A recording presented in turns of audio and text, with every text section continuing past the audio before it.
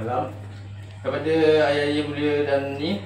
Ucapkan nak minta maaf. Doa salah. Allah minta maaf. Ayah dah lama maafkan kau sebenarnya. Terima kasih ya doanya. Ayah dah lama maafkan kau. Terima kasih ya. Ayah dah lama maafkan kau sebenarnya. Amin. Ayah silap. Terima kasih. Ayah dah maafkan kau dah.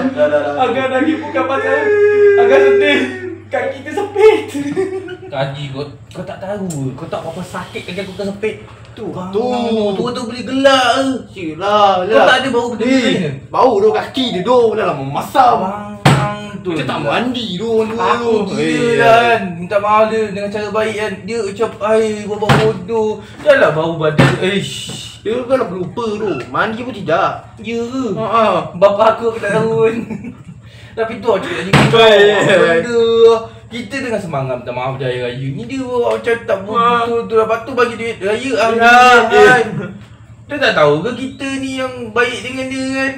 Tanah nanti tanah kubur dia kita je dengan jaga. Ya, harta dia kita punya juga bukan dia. Bodoh tu. Dia dah simpan harta dia bercanda je. Aku kalau boleh aku nak lempang dulu tadi tapi malas. Tapi pergi panas kau. Itu. Kau tadi tangan dia dah lah berpeluh ni. Kamu benda dah dia buat. Tangan dia.